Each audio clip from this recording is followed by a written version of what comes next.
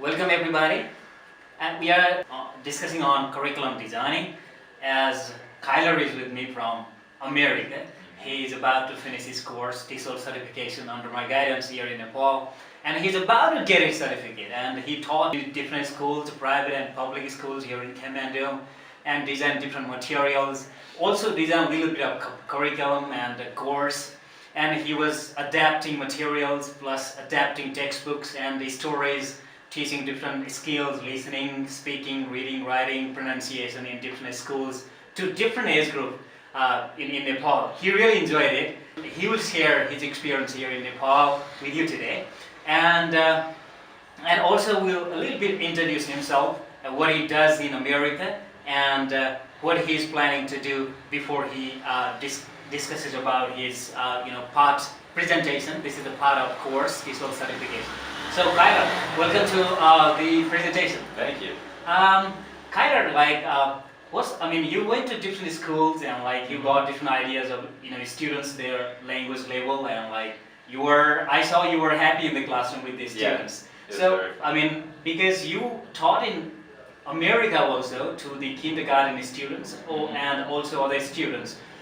What difference did you find in terms of activities or classroom setting or other stuff that we find in the classroom? Then we will go to the presentation. The one thing I noticed specifically was the kids are more willing to learn English in comparison to American students who already speak English, or they don't really want to take the extra step to learn grammar or any of that stuff. Cool. But there's definitely an intrinsic motivation for these kids in Nepal to learn English, which I thought was neat. And it made it more fun. Okay, good. Now let's go to your presentation. Yes. So what you are presenting on today? I am talking about syllabus design and instructional material. Okay. So curriculum development. This includes, first you need to assess the needs of your students in the classroom.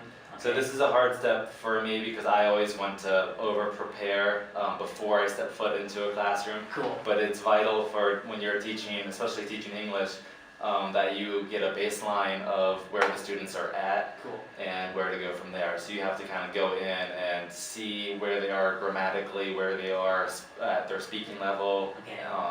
So why do you think it is a little bit difficult for you? Because like you said, in America and other places, here in Nepal also, teachers prepare their curriculum or course in advance for about 6 months ago or two months ago before they go to the classroom. Why do you think this is difficult? Especially in America and the Western world, curriculum's developed by what we call experts. Specialists, and they aren't teachers. So being a teacher and being a curriculum developer is completely out of the realm of possibilities in the Western world. So it's different than coming to Nepal and having to develop your own curriculum and then teaching it. It's kind of unheard of in America. So yes, it's the same thing here in Nepal as well.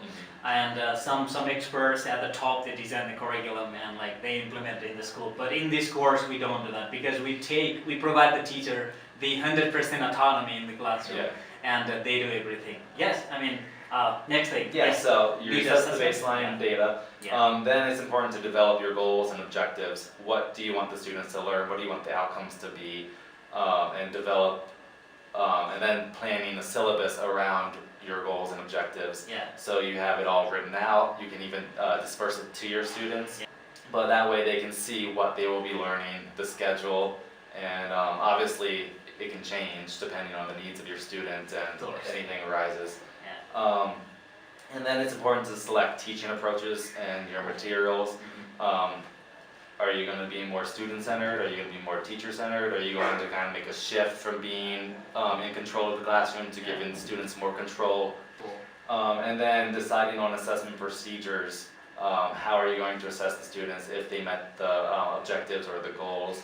Is it going to be a written test? Is it going to be more anecdotal data? And the criteria of what they need to meet. Is it going to be 80% on this test? Is it going to be being able to speak for 5 minutes fluently? So you need to develop that, and that's curriculum development. There's also different models of curriculum planning. Yes. One of them is the content model. It derived from Aristotle and Plato. So this pretty much says all the content that you teach are universal truths. It's things that can be proven. So this is an old school kind of model. So it has historical value. Yeah. There's some aspects that you can kind of implement into your curriculum planning, but it's not really used 100% to the T anymore. But it's the content is universal truths and knowledge. The criticism of the content model is it's unable to cope with the discussion of wider purposes. So yes, in science, most of science you could say is universal truths that we're going to be teaching, but in mathematics it's more logical thinking, and those are harder to teach using the content model. So what sort of which philosophy and principle that we can take from this model of curriculum designing in language teaching? When we talk about teaching, speaking, reading, writing, different aspects and different skills of language in English language, which part we can take to the classroom? If you look at grammar, most of grammar we do have universal truth in the grammatical structure, but there's always exceptions. Yes. So that's kind of where it falls short of. Okay. And it does not consider different abilities of the learners. It doesn't consider the multiple intelligences. It doesn't really consider any of that. This is how it is, and that's what it is. Okay, cool. So that's the first model, content model. The second one, this came after content model, is the objectives model. It's based on Reconstructionism. So the starting point for this model is the objectives. Cool. So the main purpose is to, and this is kind of a hard concept, it's to build social change. Okay. So it's kind of based on behavioralism in that aspect. That we discussed earlier, theory. Okay. So you teach and you redo and students learn through doing that Practice. action. Through practice. Okay. So that's kind of the basis of objectives model. What makes it attractive to teachers and curriculum developers, or it clarifies goals. So it has a clear set of goals. This is what you'll be learning. This is what you'll be doing. It's easy to evaluate because you have that strict objectives and knowing what you're doing, and it builds accountability. Cool. So if what sort of accountability on the student side, or teachers and students? Okay. Because the students will know the objectives. It kind of sets everything out, so students are aware of what they need to be doing, and if they're not doing it, they're not accountable for it. But it also makes the teachers accountable to the administrators, the principals, that if the students aren't being held accountable, if the students aren't making progress, then the teachers are kind of failing in that aspect. Okay. And it reduces people to the kind of criticism is it reduces people to a level of automatons. Yeah. So like robots. Oh, okay. Sort of automatic, like machines. Yeah. So they're seen more as machines than as different learners. But it's useful in vocational training. Oh, okay. So when someone's training to specifically be doing a task, it kind of helps with that rather than becoming lifelong learners. So can we say, it's not based on process mostly, but this is based on outcomes. Yes, outcomes. Yeah. By meeting the objectives. Cool. Yes. The next one, this is the more recent one, the process model. Okay. It's based on progressivism. It kind of looks at the students as individuals and enables the individual to progress towards self-fulfillment. So it wants to create those lifelong learners, grades K through 2nd. So we teach, rather than just 2 plus 2, we automatically know is 4, we teach the logic behind it.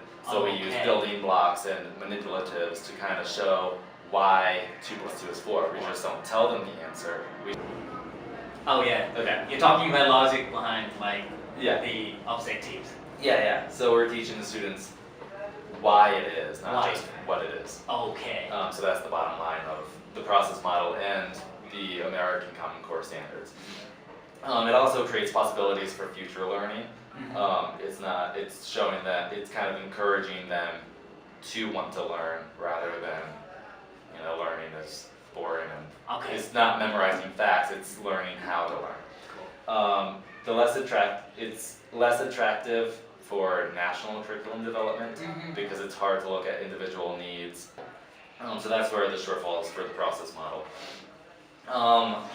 The new model is the new pragmatism model, and it's a mixed focus curriculum.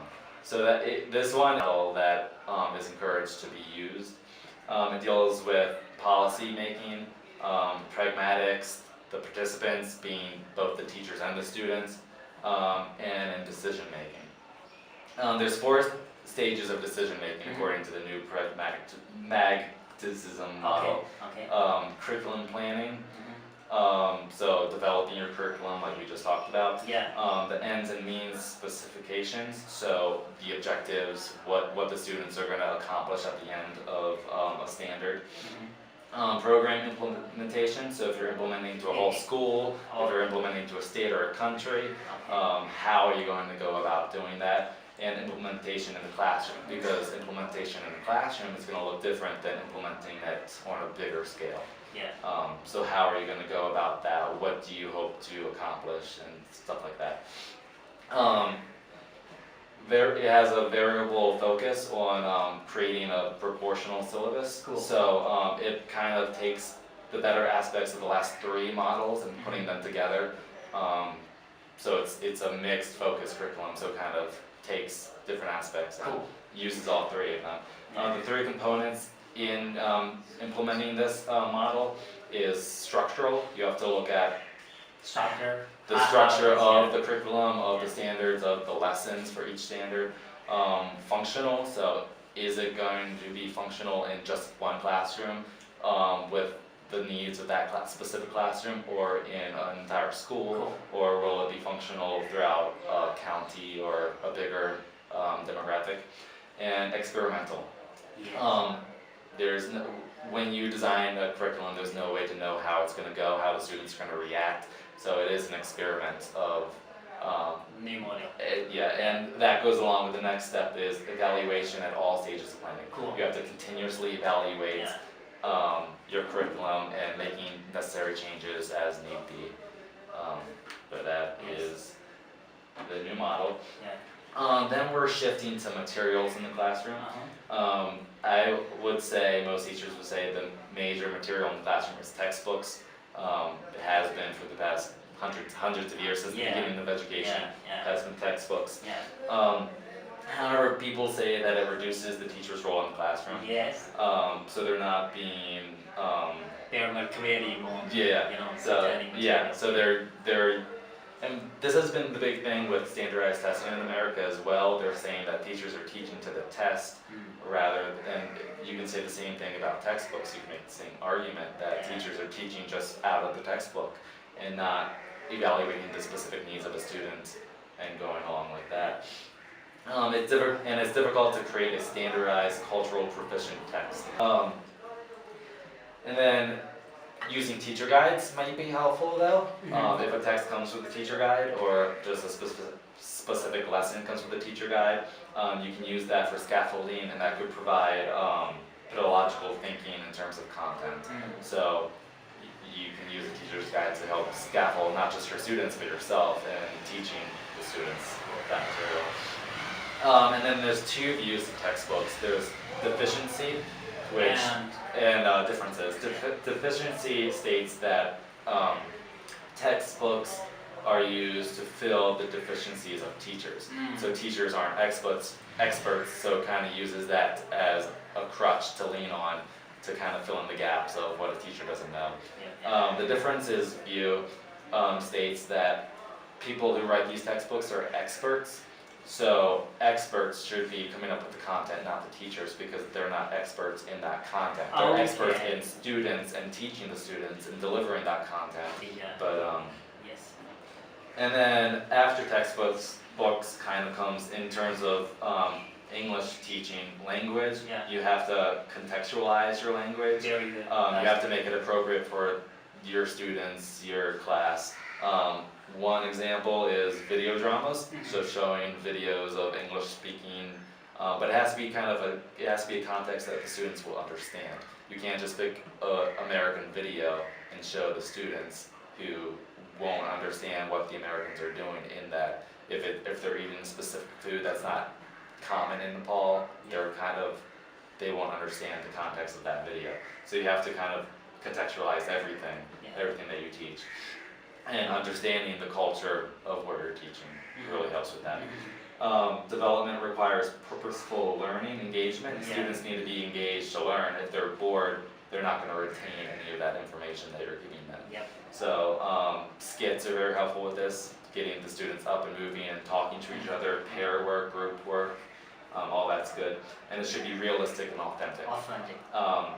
So realistic's a hard one I think teachers might have, because especially working with younger kids, you kind of use not realistic text. You use like personification, animals, stuff like that, which I think is okay with younger kids, because it's realistic to them, it's their reality, and it's authentic because that's what children's literature is.